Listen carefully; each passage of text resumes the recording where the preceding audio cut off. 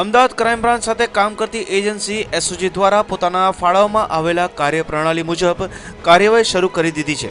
થોડા સમય અગાઉ ઓસ્ટ્રેલિયાના સિડનીમાં અને પાકિસ્તાનના પેશાવરમાં આતંકી હુમલા થયા હતા, જેને પગલે સમગ્ર દેશમાં એલર્ટ આપવામાં આવ્યું છે, જેમાં ગુજરાત ટોચના સ્થાને છે।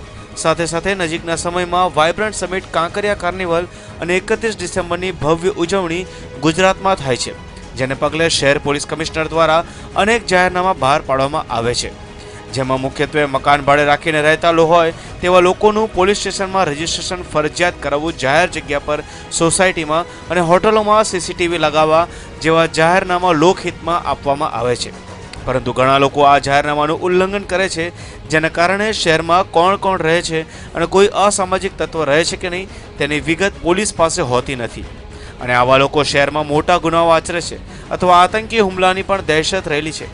આવા લોકો સામે એસઓજી દ્વારા કડક પગલાં લેવામાં આવ્યા છે।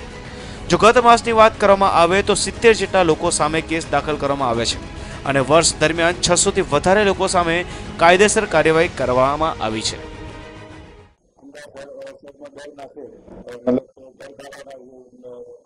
માલિક દ્વારા પોલીસ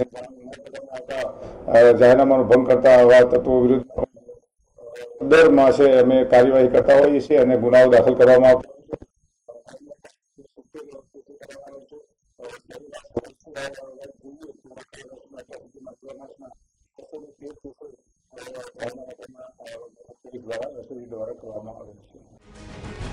એક તરફ શહેરમાં આતંકી દહેશત ના ફેલાય અને લોકો શાંતિપૂર્વક રહી શકે તેના માટે પોલીસ દ્વારા લોકહિતમાં અનેક જાહેરનામા બહાર પડાય છે, પરંતુ લોકો આ વાતને સામાન્ય ગણી તેનું ઉલ્લંઘન કરે છે।